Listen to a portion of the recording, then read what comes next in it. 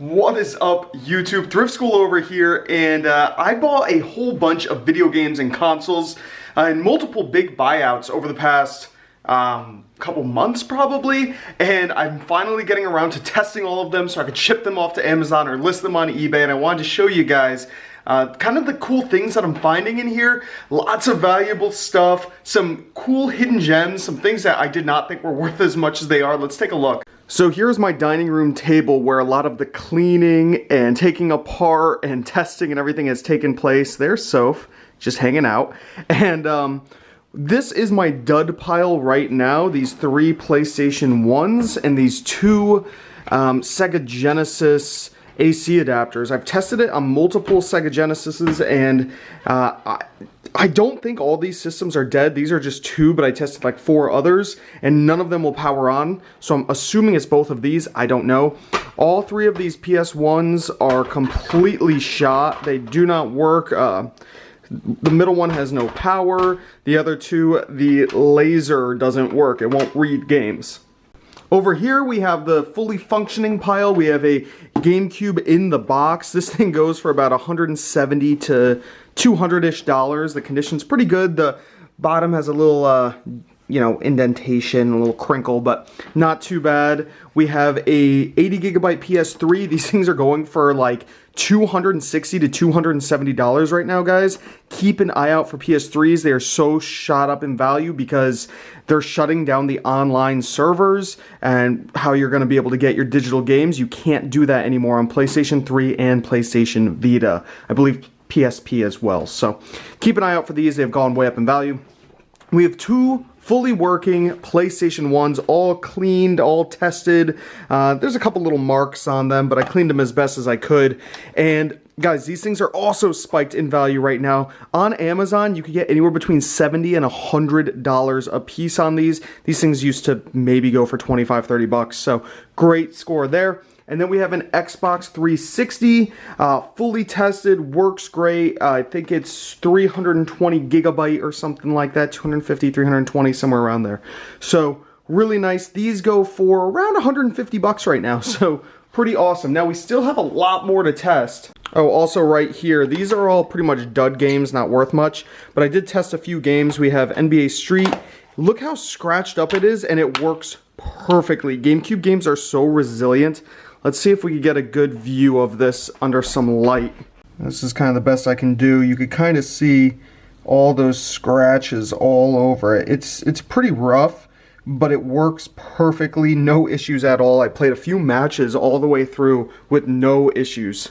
And then we have 2 very clean games, Rayman and Road Rash 3D. Now, you could see that this case has a small crack in it and some Sharpie on it. The Sharpie would come off easily, but you can't do much about the crack. One positive is these PlayStation 1 games literally just use a CD case. These are just regular old CD cases. So if you have some old CDs laying around, or if you want to go to the thrift store and get one for like a quarter, 50 cents or something, you can see it even just says disc, which all the CD cases say. You could replace them very cheap. So nothing proprietary about that. Let's go take a look in the garage and see what we got. All right, so these are from multiple buyouts. We have all the systems in here, an NES, Super Nintendo, another Super Nintendo, another NES, 2 Xboxes, another NES. In here we have a couple black Nintendo Wiis. Those have to be tested. An Atari 2600, which definitely needs to be tested. I haven't played Atari in a long time, but that should be fun. And then we have a whole bunch of PlayStation 1s in here that all have various problems. So this one has no controller connection. It just will not read controllers for some reason. This one right here works 100%, so that's good. This one right here, no CD reads. So what I've been doing actually, guys, is taking apart the broken ones. So this one has no controller connection, which requires some soldering and things like that that I can't do and don't have the time to do. So they're very easy to open up. They have a bunch of screws in the bottom, just Phillips heads. I open it up and I disconnect the CD reader, the lens. You can see it underneath if I open it. This whole piece comes out pretty easily. There's only a few connectors, and then I will, look at that, even this one's all stuck and busted. So I will replace that with this one that won't read CDs because it probably works fine. It just won't read discs, so I'll swap it. This one right here, no CD read. Let's see. This one right here, no CD read. This one right here, 100%. So I've been finding that is my issue with a lot of these PlayStation 1s. The lenses are all messed up and they just don't work half the time. Now, I do know how to clean the lenses. You just take a little bit of Windex on a Q-tip and lightly rub it on the lens.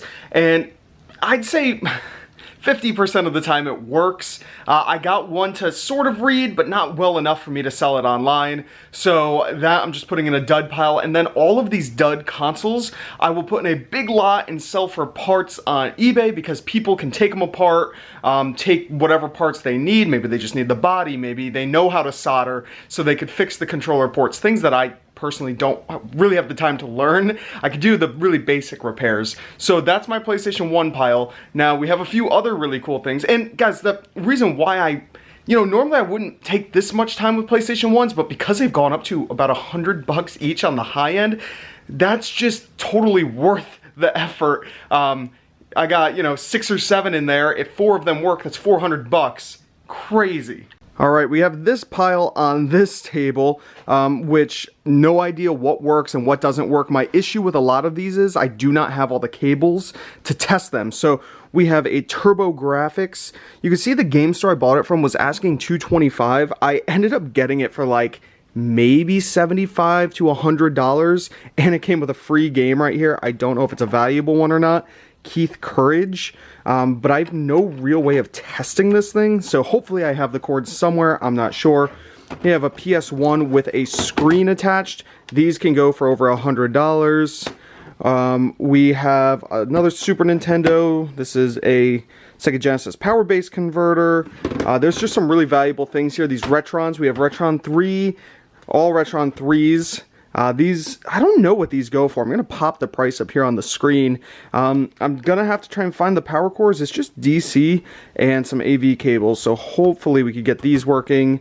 We have an Intellivision, which I have never used or played, so that should be interesting. Figure out how that works. This is just the top of a Genesis, in case I have a console that needs a replacement. Another Atari. Another Genesis. So there's stuff everywhere. A bunch of Ataris. PS3 right here. Restore fail at 24%. Bad video. So there's something wrong with this, and it looks like the whole top is cracked. I don't know what happened here. So this will definitely have to be sold for parts. An Xbox and a GameCube that's really dirty. So lots of consoles to go through, guys. Coming down here, we have a GameCube. You can see where I bought a lot of this stuff from. They were sitting in a back room. I mean, you can see the spider webs and the dust all over this stuff. I just haven't had time to really come through and clean it. I've been trying to sell off all the working stuff. You can see this Game Boy SP completely busted. There's a Wii, a couple PlayStation 4 controllers, but they're all busted. So a lot of this stuff is parts consoles, which I kind of just want to get listed up on eBay ASAP, because people still buy parts consoles, right? Like this Wii, what is that? That is destroyed. So this one might not even be worth selling for parts. I probably will still just throw it in a bundle. And got another Wii there, a couple more Genesises. These are all the ones I tested, but none of them work. So I'm assuming it has to do with those power cords. So I'm going to have to try and find another power cord for them. Then this box next to the garbage, we have a couple more Xbox 360s, a couple PS2s, I believe. There might be 2 or 3 down here, and another box of gaming goodies. I was trying to organize some of it, so we have all like memory cards in here and hard drives and things like that. This is just a bunch of wires, and this right here are Nintendo 64 and GameCube like door slots and backings to Game Boy Advances. And then the rest in here, we do have some consoles in here, a couple PlayStation 1s where you can see no CD read or spin. That is the issue with a lot of these. I wish there was an easier fix. I've looked online and it's not an easy fix at all. But as you guys can see, I have so many consoles to go through, and that is all from two buys. One was a video game store. I bought so much from it. I'm still working through it, and I have sold and shipped off thousands and thousands of dollars worth of stuff. Everything that's left is kind of the things that I can't test, or I just didn't have the time to, right, when I'm working on all the other things. And then this other buy, which you guys saw, I posted here, it was my last video. That buy I'm still working through. I'm almost done with the consoles from that buy, and most of the video games are either listed or being listed today, so that is good. But then there's a whole bunch of like toys and figures and other miscellaneous things that I have to get to. So maybe I should be hiring help. I don't know. I'm one person doing this whole thing, and I still have to go out and do some retail arbitrage to make some fun videos, so that should be cool. And plus I enjoy doing that. I get bored of sitting and testing consoles for 5 days straight. So let's take a look at the ones I'm going to be shipping in today. So all of these are either going up on eBay or Amazon. I believe this might go up on eBay because it has the box. I think it could command a little bit more money there, and I could properly show it off. And then all of these will probably go off to Amazon. These broken consoles right here, I'm gonna list on eBay for parts. So I'm just gonna list all 3 of them. I might wait and grab a few more consoles that I know are broken and just kind of stack them all up, take a picture and be like, there's something wrong with each one of these, whether they don't read discs, whether they don't get any power, or the controller ports don't work. It's all a mix mash, and maybe somebody will want it for this faceplate or for buttons. I don't really know, but I'm okay with it. I know for parts they sell for about 20 bucks a pop, so it is what it is. But for now, I actually have a few things that sold that I have to pull from this shelf right here. I sold a copy of Joker. Not DVD, I sold the Blu-ray. Let's see, I think, yeah, right here. Actually, I sold both of these. I sold Joker and I sold Glass. Not very expensive, I'll show you guys. Just joking, did not sell the Blu-ray version of Joker. I actually did sell the DVD version of Joker. So, I'll grab a clean looking case, this one right here. Joker sold for $6.95 shipped. Pretty cheap, but not too bad. And then Glass right here sold for $6.48 shipped, also pretty cheap. And I get questions all the time of people asking me, is it really worth your time and effort to sell $6, $7 movies? And I'll show you guys why it is. I have this great app called the eBay Final Fee Calculator, and when we look up our sold price of $6.95, and then we do our shipping charge is nothing, because I charge no shipping. My shipping cost will be $2.89, because that's what media mail costs. My item cost is practically nothing. I get these in bulk buys, and the ones that aren't worth it for Amazon, I kind of count as duds. But in reality, we could say it's about 25 cents. So we'll do 25 cents. Discounts, I have an eBay store. Am I top rated? I don't know anymore. That goes back and forth. So we'll just do eBay store. And category, not here, so we'll just do other. And then we will check it off and see we are making $2.67. Now, this app obviously is showing a PayPal fee and an eBay fee. This is before eBay managed payments, but it comes out to pretty much the same thing, give or take a couple pennies. So I'm making $2.67 per $7 movie, right? So if I go down to a $6 movie, I'm making $1.67. So between, you know, I like to say around the $2.50 minimum price that I'm gonna make on an item. Now, $2.50 does not sound like a lot. It's not really a lot, but it adds up when you have a lot of items. Let me show you how many DVDs I am working with. I buy pallets of DVDs, and these are all good to be sent off to Amazon. Oh, I forgot, I have more consoles here. These are all good to be sent off to Amazon, so these ones are worth more money. I showed this off in a previous video, Pan's Labyrinth. This is going for, I don't know, like 15, 20 bucks. And, you know, some of these others, this one right here, probably going for 15 bucks.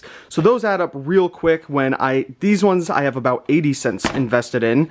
And then I have duds. So each one of these boxes back here is filled to the brim with dud DVDs, meaning they're not worth it for me to sell on Amazon. Now, I haven't looked on eBay yet, but a lot of times on Amazon, a $6, $7 DVD, you make pennies on, right? Because of the fees. So they go into these boxes until I look them up on eBay. Now, I have about 100-ish to 120 DVDs per box or CDs. And that, if each one can sell for that $6, $7 on eBay, times 100, right? That's 2 times 100. You're looking at $200, $400, $600, $800, $1,000 in DVDs. Now, this stuff obviously sits because it's duds, and sometimes I make bundle lots. Here's an example of something I tried. I did a bundle lot of 10 comedy movies on 6 discs right here, or 6 DVD sets. I sold it for $10. Now, that works out to, you know, a little bit more than... These ones were complete duds. Like, I couldn't even sell them on eBay because they only go for, you know, $4 or $5 shipped, where you'd only make a couple pennies. So I decided to make this kind of lot. I don't like making, you know, comedy lots, horror lots, things like that. They end up sitting for so long and they take up so much space. So I think a better idea, you'll make a little less money, but a better idea is this right here. I sold 49 assorted movies for $33.20. It was on a 5% off sale, and you can just see all the titles right there. There's some newer things in here, some decent stuff, and this was supposed to be a 50 movie lot, but I messed up. I actually was selling 50 movie lots for $35. This one sat for a long time because I realized there were only 49 movies in it, so I had to adjust my title and things like that. See, lot 22, I made a whole bunch of lots of these, and I was just throwing them up. I wasn't caring if the cases were broken. I even said that I didn't get a single return on these. Everybody was happy. The discs themselves are in great shape, but if the case is broken, the case is broken. I don't replace it. Now, obviously, I'm making way less on them, but these are movies that in those dud boxes out there won't even sell for $5 shipped, right? So let's try and look up just like Old School, right? That Old School movie right there. So I just typed it in and look at that. People are selling it for $1.99 shipped, $2 shipped. Now, if shipping costs a minimum of $2.89, how are they doing this? People ship, and I've done this before, DVDs in an envelope, just like a regular envelope with an additional ounce stamp. That's what these are right here. They're additional ounces. So you pay, I believe it's like 80 cents or 90 cents or something, maybe 75 cents, somewhere around there, I can't remember, for an additional ounce stamp. And then you slap that on an envelope, you kind of wrap the DVD up in 1 or 2 pieces of paper to kind of help it so it bends a little bit without chipping the edges, and ship it off. Now, I've had a couple that get broken in mail delivery like that, so I kind of stopped doing it. Every once in a while I'll do it, but it's super, super, super rare. But at that $1.99, I think it's 75 cents for one of these stamps. So let's adjust it. At $1.99, shipping cost would be 75 cents. Item cost, let's just say they got it for free, so we'll do 0. And then they're making 70 cents.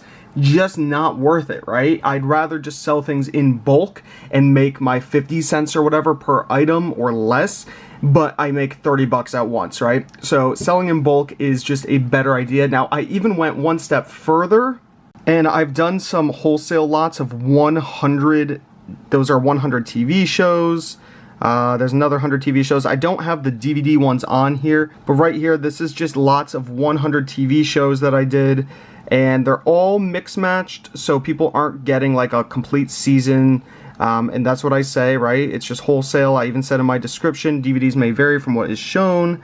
Some discs may be extra rental. These are not complete seasons, blah, blah, blah. So things like that, I get $25 for these, and if they are all movies, I get about $30 for them, and if they are all CDs, I get about $15 for them. So that's kind of the hierarchy of how I sell my media, right? Start with Amazon, then from Amazon go to eBay. From eBay, think about making little bundle lots, so like that comedy lot, a horror lot, things like that. You can squeeze out some extra money that way. And then from there, if you don't have the space to hold on to lots of 10 movies of a certain genre, or maybe all Adam Sandler movies, right? You could do a lot of 10 Adam Sandler movies for $20. You're making $2 a movie, which is really good, and you get rid of things in bulk, but it's gonna sit for a while. And then the stuff that moves pretty fast, which I like, is doing the lots of 50 with the cases. The only issue with that is you gotta put them in a box and they take up a lot of space. So the cheapest option is to do like a lot of 100, throw out all the cases, and then just do disc only and bubble wrap it and ship it off like that. And that's the fastest moving for me. Takes up the least amount of space, but you're also making, you know, less than 20 cents per movie. But in a big bundle, it's a good way to make your money back on when you buy these huge lots. So you're not just throwing stuff away or donating it and really making no money on it. Plus it's good for your eBay store, right? When you have a lot of eyes and a lot of things selling in your eBay store, I notice a lot of my other higher value things sell. So we have a few more items to pick and pack. I wanna show you guys some higher dollar items, so let's go. Right down in this little box here, we sold this thing. It is a Game Shark Pro version 3.2. Is that a 3? Yes, it is. 3.2. And this thing sold for $35.95. This came out of one of the big bundles of stuff that I bought, so I have very little invested into it, a few bucks. So not bad for a $36 sale. It's super lightweight. And then up here, we have this Super Nintendo thing. It's some weird Naki Tech? I don't really know. Naki Tech, I think is how it's spelt. PlayStation 1, or no, Super Nintendo. I don't know what this is, okay? I have no idea. But it sold for $40.45, so I just checked to make sure the pins were really clean. I actually did clean them myself, so they're in better shape. I cleaned the whole thing itself. I had no real way of testing this because I don't know how it works, but I just listed it and sold it for $40.45, so I'm happy with that. I assume it works. I plugged it in. There's a little plug right there to a Super Nintendo, but I didn't know where to go beyond that, so I kind of just listed it as is. And then the last thing we have is a disc-only P90X3 DVD, replacement DVD. This sold for $9.40 shipped. The amount of times I find P90Xs, you guys can see right up here, we have P90X3, we have Insanity, we have another P90X3. The amount of times I find these, like, missing a disc is kind of crazy. They're usually missing, like, the ab workout for some reason. So whenever I buy these, I just sell the discs only, so I just list each disc individually, and the majority of them do sell.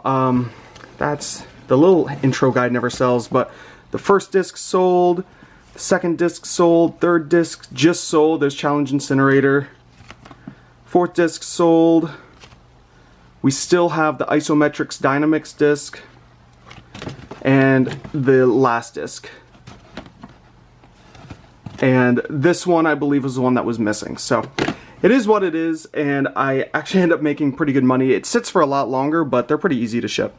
But now we gotta ship the Amazon stuff. Most of that stuff is pretty cheap to ship also. Nothing that's sold on Amazon should cost me more than like $4.40 to ship. So that is golden right there. I love it. So I guess it's time to get to work. Hopefully you guys enjoyed this really random impromptu video. I'm going to go sourcing. I'm gonna hit up some game stores because I wanna find that Sega Genesis power cord. And then I think I'm gonna do some retail arbitrage. So hopefully I could film inside these stores for you guys and you can check that out. Till next time, this is Thrift School, sign out. See ya.